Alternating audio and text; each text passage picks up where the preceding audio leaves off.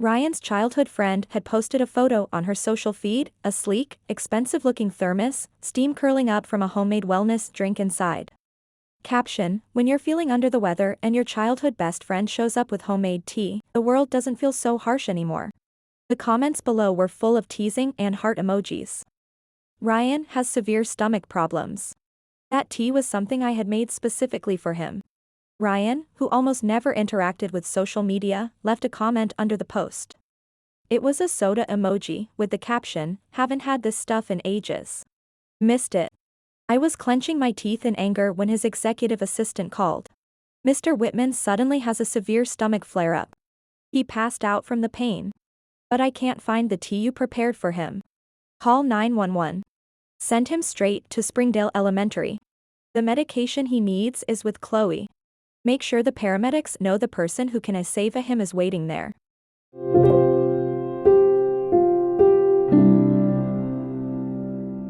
Chapter 1. When Ryan's assistant called, I was still staring at that infuriating photo on my phone. Chloe had shared a polished thermos too, steam rising softly from a ginger chamomile blend. I had stayed up until 2 in the morning building a routine to keep his stomach stable. Every ingredient in that blend was carefully selected for his condition. I researched everything I could, clinical guidelines, nutrition protocols, just to keep his flare-ups under control. And what did he do? He handed it off to Chloe and went off to drink soda like a teenager.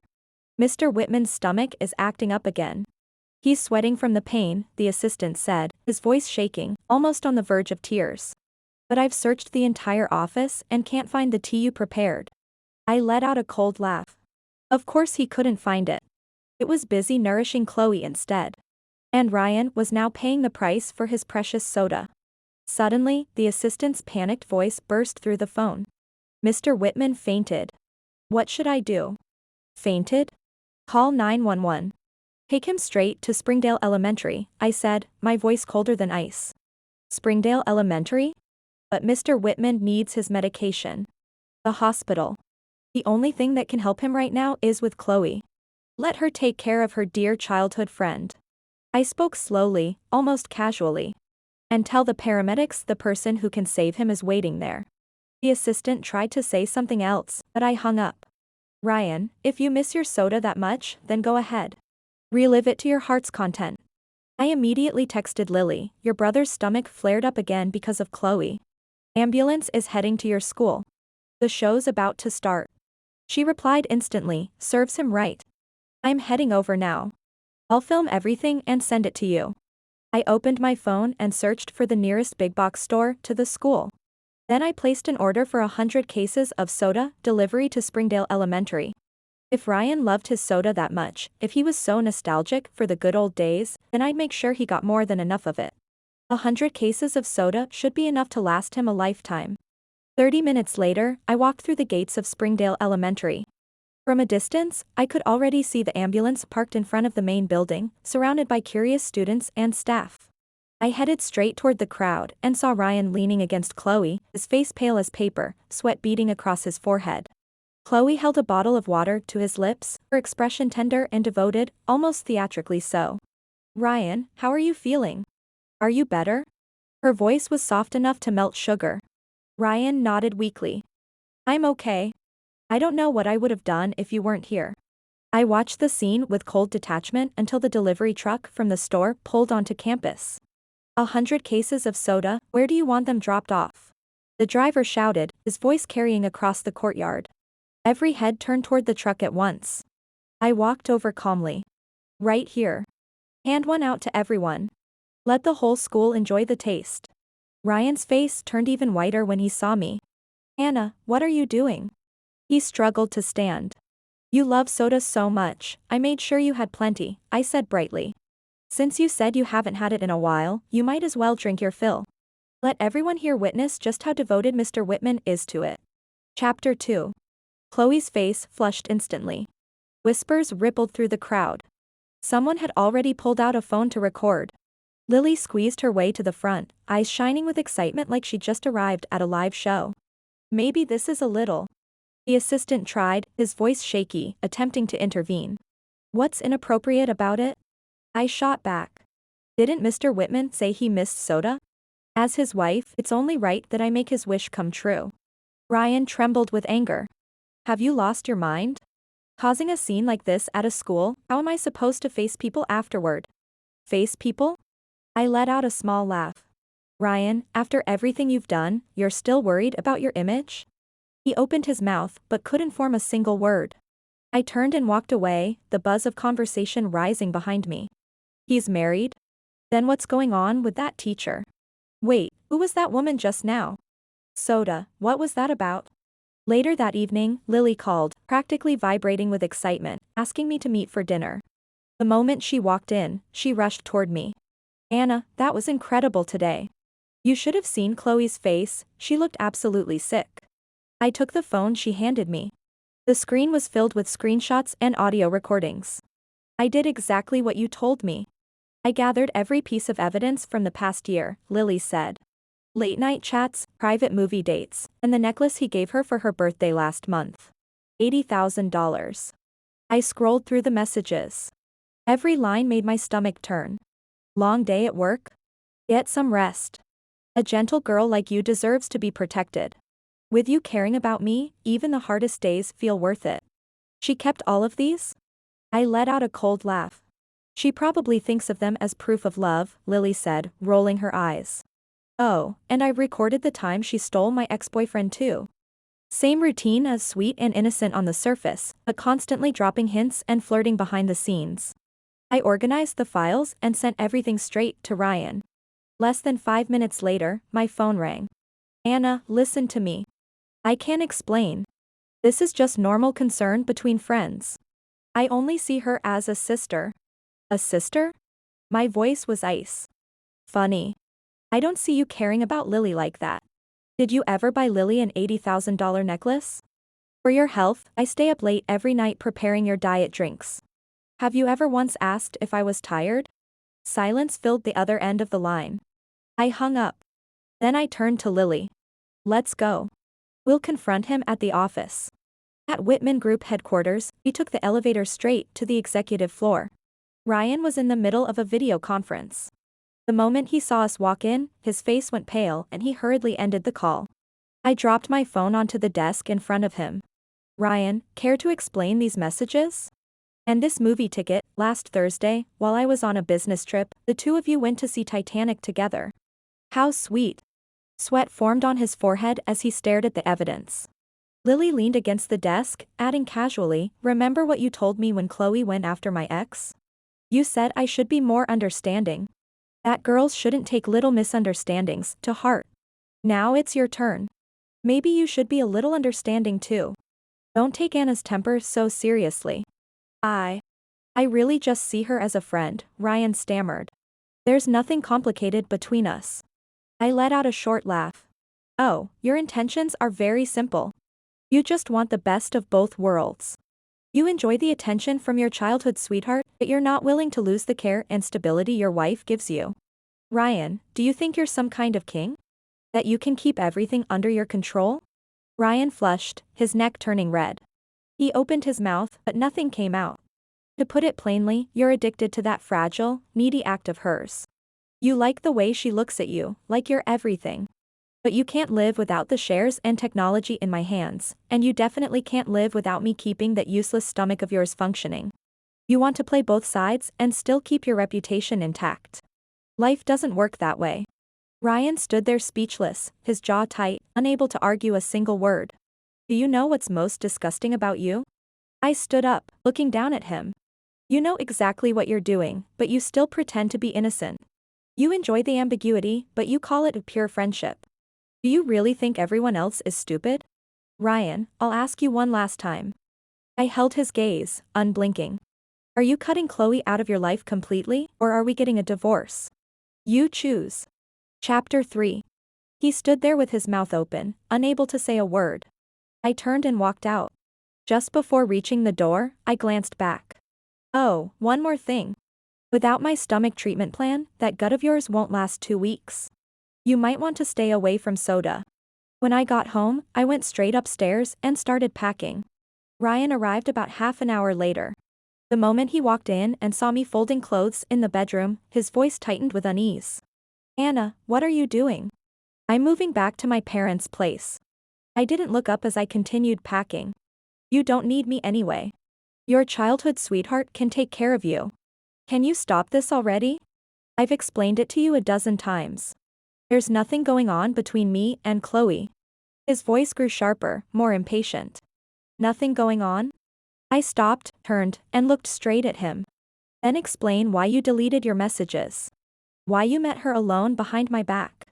If there was really nothing, why couldn't I know about it? Ryan was rendered speechless, his expression darkening. You just don't trust me. He suddenly snapped. 3 years of marriage, and this is how you see me? I show a little kindness to someone outside, and you jump straight to cheating? He stormed into the living room, grabbed our framed wedding photo off the wall, and slammed it to the floor. If you don't trust me, then what's the point of keeping any of this? With a sharp tearing sound, he ripped the photo in half. Still not satisfied, he began tearing apart the rest of the pictures, shredding them one after another as he shouted, "You don't love me at all. Someone who truly loves me would trust me unconditionally." I stood there quietly, watching him spiral, and only spoke once he'd finished tearing every last photo. Ryan, thank you for showing me who you really are. My voice was terrifyingly calm. A man with nothing to hide wouldn't destroy his wedding photos just because he was questioned. He froze, staring at the fragments scattered across the floor, as if only now realizing what he'd done. What you just did gave me my answer. I pulled my suitcase toward the door. Ryan, I'm officially informing you, I'm filing for divorce. No. I won't agree to that. His face turned ghostly pale. You won't agree? I let out a cold laugh.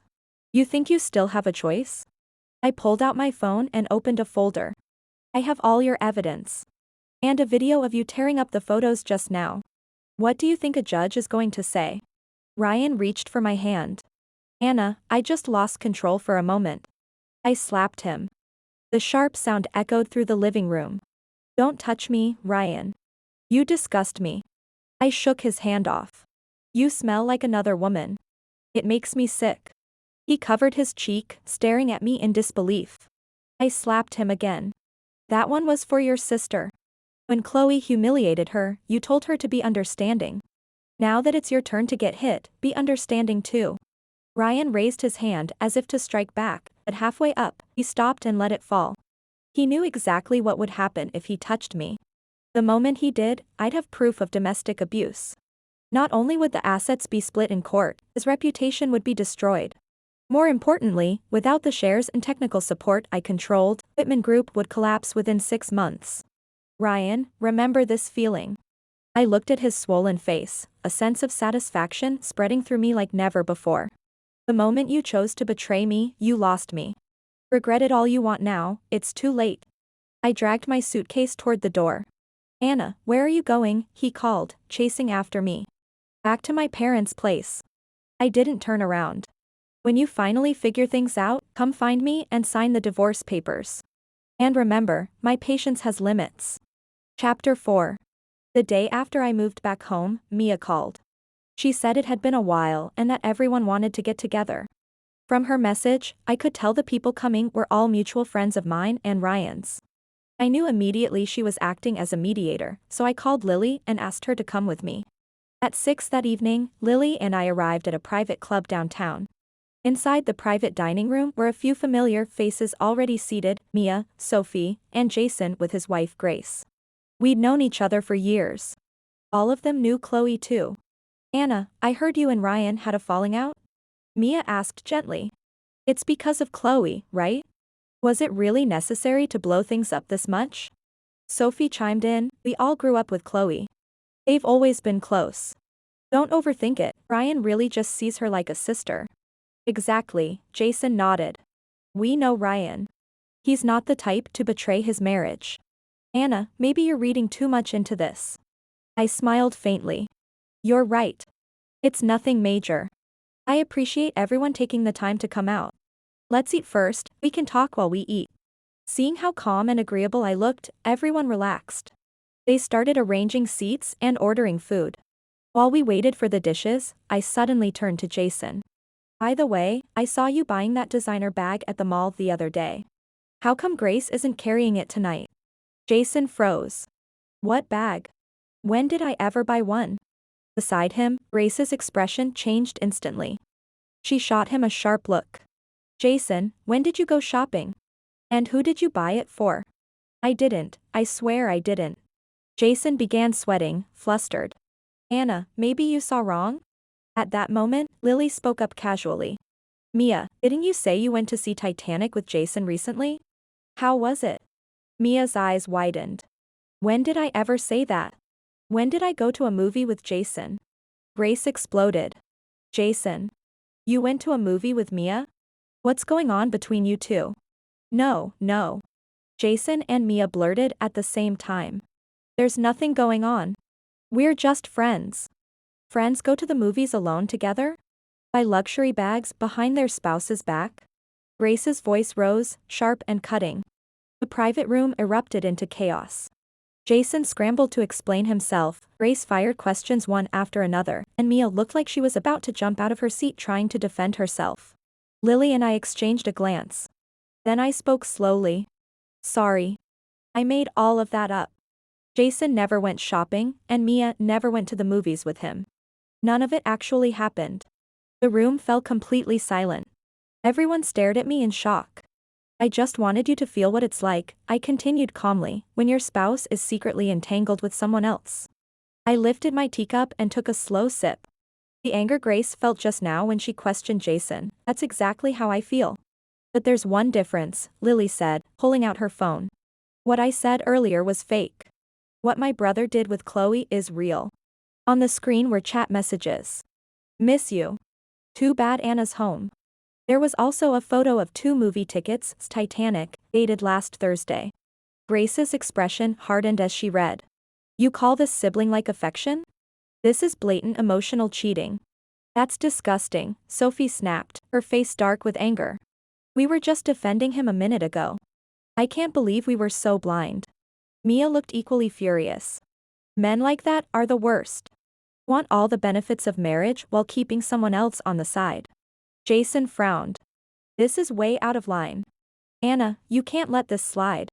If you tolerate it once, it'll only get worse. I watched the perfect shift, from trying to mediate to outright condemnation, and felt an unexpected sense of relief. So I gave Ryan an ultimatum, I said. Either he cuts all contact with Chloe, or we divorce. Everyone spoke at once. Divorce. Absolutely. Don't give him a pass. Chapter 5. Early the next morning, I was in the garden helping my mom when Lily came rushing in.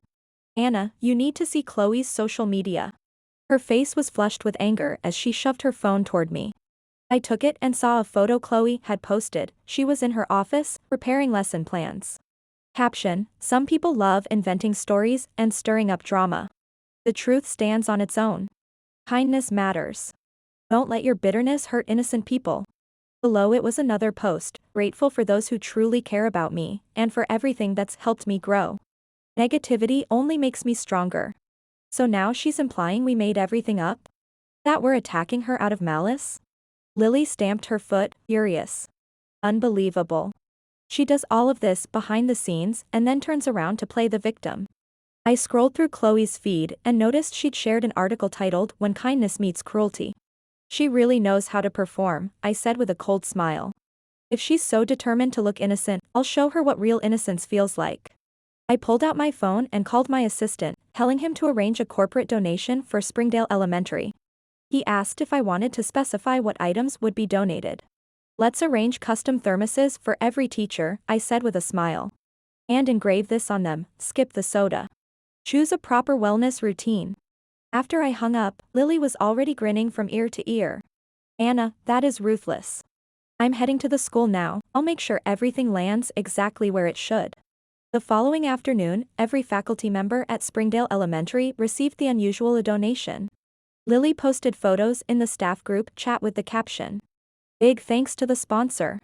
Funny how seeing the words wellness routine suddenly reminds me of that viral story going around lately. If you know, you know. Whispers spread through the school almost immediately. Wellness drinks, isn't that what Ms. Chloe posted about the other day? But what does his childhood friend mean here? Is it a type of tea? No, I heard she mentioned she grew up with that man who was obsessed with soda the other day. This donation feels a little too specific. Is it aimed at her? In the teacher's lounge, Lily played innocent and added, honestly, there's nothing going on between Miss Chloe and my brother. They're just close. You know, the occasional expensive necklace, late-night messages, catching a movie together, checking in on each other, that's all. That's all, another teacher said with a knowing smile. Within hours, everyone in the school knew Chloe's story. People began pointing and whispering outside her office. Wherever she walked, she could hear the murmurs trailing behind her. So it's her, no wonder she's been playing the victim online. People like that are the worst, wrecking someone else's marriage and still acting innocent. Better keep your distance. You can't trust someone like that. Lily even managed to gather more dirt. Chloe had a habit of taking credit for other teachers' work, shifting blame when mistakes happened, and currying favor with administrators by quietly reporting on colleagues. That evening, Lily texted me, practically vibrating with excitement. Anna, Chloe looked miserable all day. Everyone knows what she's really like now. I checked Chloe's latest posts. All of the passive-aggressive updates from before had been deleted. Chapter 6. A week later, Ryan reached out. Anna, can we talk? His voice sounded drained. I've thought everything through. Thought what through? Decided to choose your childhood sweetheart for good? I asked coldly. No. I've cut all contact with Chloe, he said quietly. Anna, can we start over? I promise, there won't be anything between us again. A promise? I let out a short, mocking laugh. Ryan, what is your promise worth? I mean it. I've really thought about it. To me, she was just a friend. He insisted urgently. I stayed silent for a few seconds before replying, it's too late. Anna, I admit I handled things badly before. I caused misunderstandings. But what we have? Ryan, I cut him off. I really did love you once. Loved you enough to do anything for you. Your career. Your health. Your entire life. I put all of it first. But the moment you started getting involved with another woman behind my back, everything I did for you turned into a joke. And now you're saying you'd do anything for me? I continued. Then why couldn't you tolerate me having friends? Why couldn't you handle me having one close male friend? Ryan tried to argue. The excuses in his voice made something in me go cold. Even now, you're still using just a close friend to cover up what you had with Chloe. I took a breath. Fine. Then we meet this afternoon. I've invited both sets of parents. We'll lay everything out. I'm not going to let this end with people whispering behind my back even after the divorce. Ryan was quiet for a long time. Finally he said, do you really have to take it this far? Do you really have to be this ruthless? Ruthless? I laughed under my breath. Ryan, who betrayed who? And who's the one playing the victim now?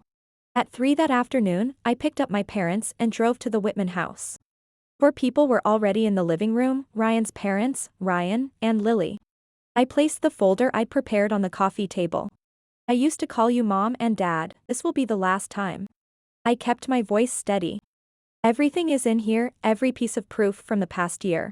Messages. Transfers. Photos. Ryan's mother flipped through the printed screenshots with shaking hands, her face growing paler by the second. Miss you. Too bad Anna's home. She looked up in disbelief. My son wrote this? Ryan kept his head down. He didn't say a word. Ryan's father saw the transfer record for the $80,000 necklace and slammed his palm on the table. Are you out of your mind? Buying another woman something like this behind your wife's back? My parents' faces hardened. My mother spoke first, direct and unwavering. Anna, we support you. Divorce him. A man like this isn't worth your youth. Ryan lunged for the opening, desperate. Mom, Chloe and I, we really don't have that kind of relationship. Please, talk to Anna. Tell her to give me one more chance. My mother's expression softened for a split second, as if she was about to speak. I cut in immediately. There's nothing to discuss. It doesn't change the fact that what you did was emotional cheating. Anna, I didn't cheat. Ryan insisted, rushing the words out. I've told you 100 times, I've never had feelings for Chloe. You think explaining it means I have to believe you? I said, flat. You can explain it to a judge. And then we'll see whether the court buys it. I stared at him without blinking. Right now, you have zero credibility with me. So no, your excuses mean nothing. Chapter 7. From the corner of my eye, I caught Lily giving me an admiring look, careful to do it where her parents and Ryan wouldn't notice. Ryan opened his mouth, but still couldn't form a sentence. Explain yourself, his mother demanded, her whole body trembling with anger. What were you thinking? Married 3 years and you're already pulling this kind of garbage?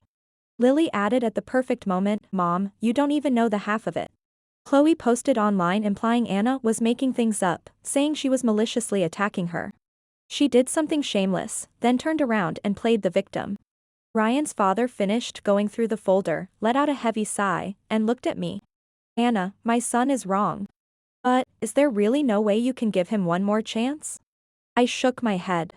Ryan looked like he was about to say something else when my phone suddenly chimed. A social media notification. Chloe had just posted, "Thank you for the hug." In the middle of this cold winter, it reminded me what warmth feels like. The photo showed her and Ryan embracing at the school entrance, bodies pressed close. She had tagged him deliberately. I held out my phone so everyone in the room could see. Ryan's mother took one look at the image and fainted on the spot. Mom. Ryan rushed over to catch her, panic flooding his face. It's not what you think. She was crying. I was just trying to comfort her. I watched quietly, the last trace of attachment in my chest finally dissolving. Even now, he still didn't understand. A married man crossing emotional boundaries with another woman is already wrong, no matter how noble the excuse sounds. Looks like Ryan's promise couldn't even last a day. I stood, picked up my bag. I'll meet with a lawyer tomorrow and start drafting the divorce papers. This marriage ends here. With that, my parents and I walked out of the Whitman house without looking back. Behind me, Ryan's voice cracked as he shouted, Anna. Listen to me. It's not what you think. But I didn't want to hear another explanation. After leaving the Whitman house, I went straight back to my parents. I stayed there for 6 months. During that time, Ryan tried to contact me countless times, but my parents blocked him every time. Lily kept texting me, venting about what was happening at the Whitman house. You could tell she was suffocating under it all. Anna, my brother's stomach flared up again. He was hospitalized for 3 days this time. Chloe's getting closer and closer to him now. She even comes over to our place for dinner all the time. My mom's starting to like Chloe. Says she's gentle and thoughtful, knows how to take care of people. My dad thinks she's great too. Says she's well-mannered, a good girl. Reading those messages, I only smiled faintly. Without my treatment plan, Ryan's stomach problems were bound to keep coming back. And Chloe, stepping in at just the right time, checking on him, caring for him while he was sick, of course she would win over his parents. But none of that had anything to do with me anymore. I was determined to divorce him. Because of the business ties between our families, I had let the lawyers handle negotiations quietly. I didn't want it to become a public spectacle. I thought I was preserving some dignity for everyone involved. Apparently, they mistook that for weakness. Anna, my brother says he absolutely refuses to divorce. I replied, tell him I'm done protecting the Whitman family's reputation. I'm filing. He doesn't have to agree, the court will decide. Lily answered almost immediately.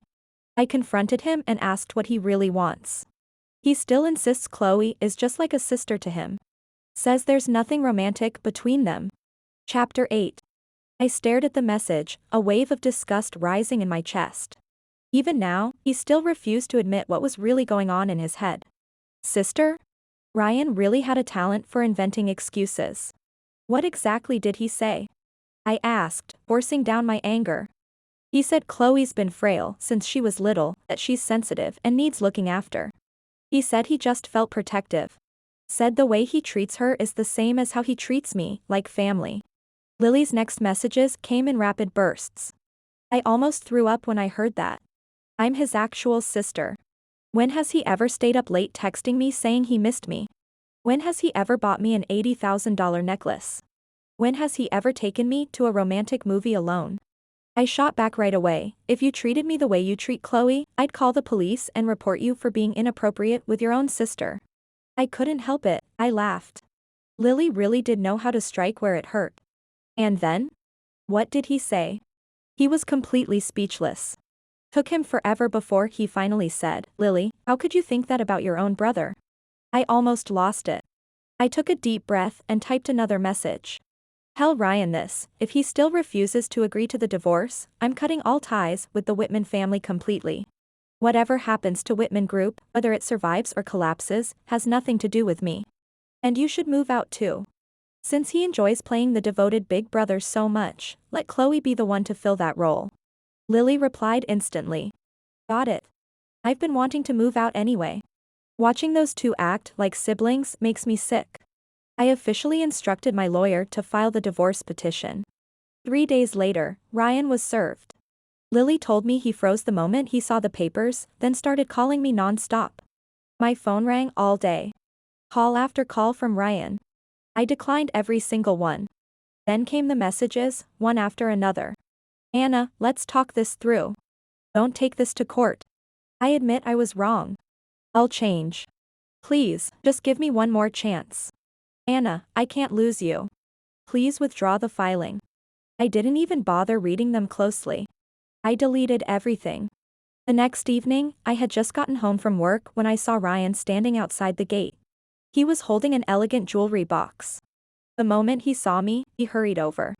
Anna, I had this custom made for you. A diamond necklace worth 800,000. He opened the box. Inside was a dazzling strand of diamonds. I looked at him coldly. Ryan, do you really think I'm the kind of woman who can be bought with money? No, that's not what I meant. I just wanted to show my sincerity. Sincerity? I let out a harsh laugh. Your idea of sincerity is throwing money at me? Proving I'm worth more than Chloe? My father stepped out of the car just then. The moment he saw Ryan, his face hardened. You've got a lot of nerve coming here. Get out. Sir, I know I was wrong. I really do. Please, just give me one more chance. Ryan looked like he was about to drop to his knees. My father slapped him across the face. Get out. My daughter isn't someone you can pick up when you want and throw away when you're done. Ryan staggered from the blow, his face twisted to the side, but he didn't dare fight back. He only looked at me, eyes full of pain. Anna.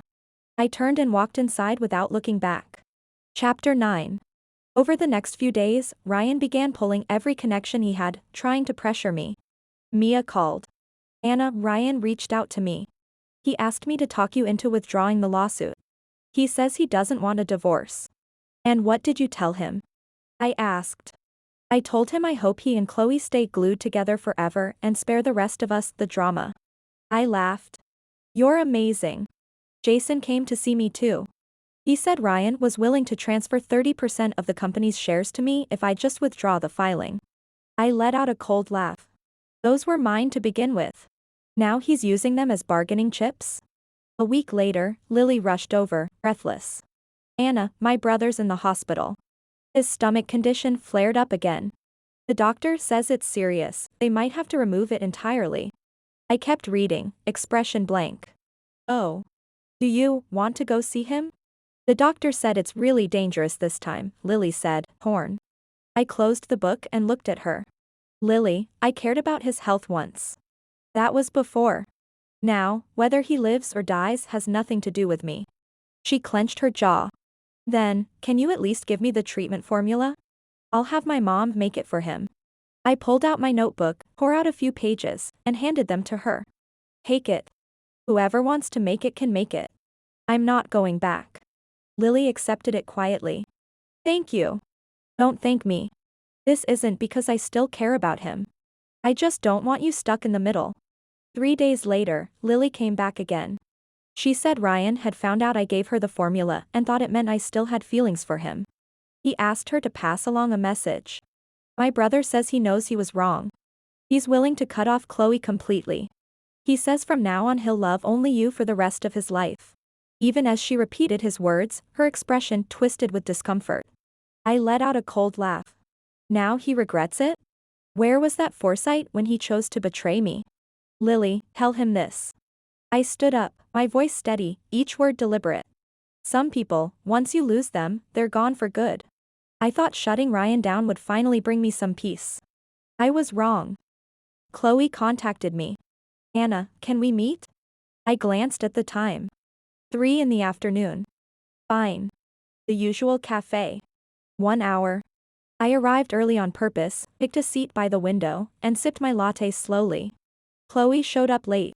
She looked worn, her eyes rimmed red, face pale with exhaustion. She sat down and went straight to the point. Anna, how long are you going to keep dragging Ryan through this? He's already like this, and you still won't let him go? I stirred my coffee slowly without looking up. Chloe, you've got it backwards. He's the one refusing the divorce. I'm not the one clinging to him. You know he can't live without you, and you're deliberately torturing him. Her voice sharpened. Can't you be a little more generous? Just let us be together. He's been trying so hard to win you back, he's even stopped talking to me.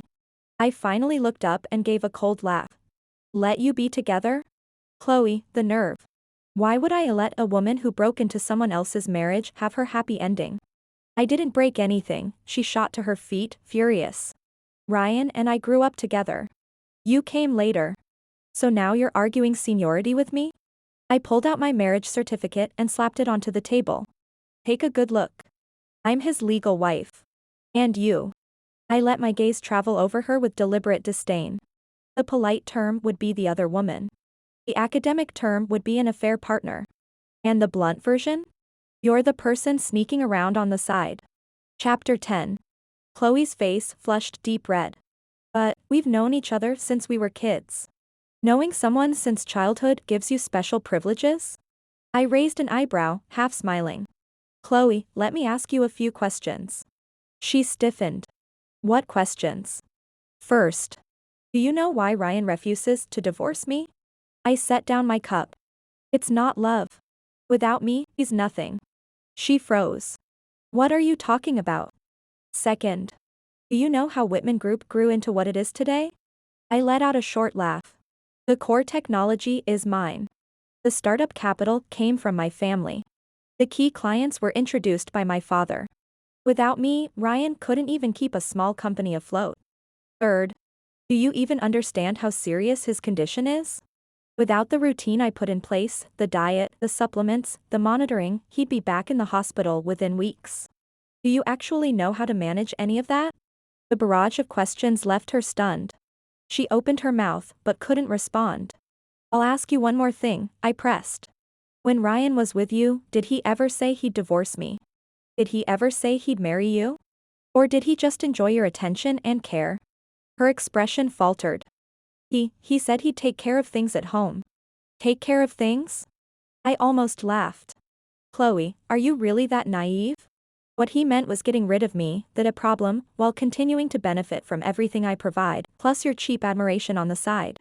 One last question, I said, standing, looking down at her. If Ryan actually went bankrupt and stayed sick all the time, would you still want him? Chloe fell silent. I continued, voice steady. Do you know why he's been keeping his distance from you lately? It's simple. He's afraid of losing the shares and technology in my hands. The person Ryan loves most isn't me, and it definitely isn't you. It's his own interests. I straightened, still looking down at her. Honestly. I should be thanking you. Thank me for what? Chloe asked, genuine confusion written all over her face. For helping me see who Ryan really is. I picked up my bag. If it weren't for you, I might have spent my whole life without realizing what kind of man I married. So in a way, you did me a favor. I gave her one last look. When the divorce is final, you'll realize that all the fighting and scheming got you nothing but an empty shell. That's when you'll understand what it means to come away with nothing. Wish you and your useless sponsor a lifetime of happiness. With that, I turned and walked out. Chloe was left sitting there, face drained of color, her whole body trembling. As I neared the door, I heard her break down in sobs behind me. Chapter 11. 3 months later, the court officially finalized my divorce from Ryan. Our marital assets were divided according to the law. I reclaimed all the technology patents. Ryan was left with little more than a hollow company. The moment I stepped out of the courthouse, I felt lighter than I had in years. Lily texted me, Anna, congratulations on your freedom. Oh, and Chloe was fired. The school said it was due to professional misconduct. I replied, she brought it on herself. And she and my brother had a complete fallout, Lily added. My brother's health is failing, the company's barely holding on, and Chloe dumped him the moment she realized he had no money left. Now he's living alone in that big house, like a ghost. A week later, Ryan's parents came to see me. Anna. His mother said, eyes red. I know Ryan wronged you. But for the sake of everything you two once had, could you help him? His stomach condition is getting worse. And the company is on the brink. His father sighed. I looked at them calmly. You both know Ryan and I are divorced. Whatever happens to him now has nothing to do with me. But Anna, you can't be so heartless. His mother tried to take my hand, her words heavy with guilt and expectation. I stepped back. The heartless one was Ryan, not me. When he chose to betray me, why didn't he think about where that would lead? And besides, I added coolly, pushing back against the moral pressure, weren't you so fond of Chloe? Said she was gentle, thoughtful, well-mannered. Why not have her take care of him now? The two of them flushed, unable to respond, and eventually left in silence. Before they went, I turned to Lily. You should move out too. I just bought a place, you can stay with me. Her eyes lit up. Really? Of course. You'll always be my sister. I patted her shoulder. But Ryan is no longer anything to me. 3 months later, Whitman Group officially declared bankruptcy and was taken over by creditors. My new company flourished. With the core technology and a strong client base, it quickly rose to the top of the industry. One day, Lily told me, my brother came looking for me again. Said he knows he was wrong and wants to reach you through me. I didn't even look up from my work. Tell him we're strangers now. He said he's willing to do anything to make it up to you. Someone who loses focus and betrays at the first chance? I don't need that in my life. I signed the documents and finally looked up at Lily. Late at night, I stood by the floor-to-ceiling window in my bedroom, looking out at the garden. I once believed Ryan was my entire world. Now I know that without him, my world is bigger, brighter, and entirely my own. Some people are only meant to pass through your life. When they leave, let them go. The life that truly belongs to me is only just beginning. At this point, my love life is a public service announcement. Free of charge.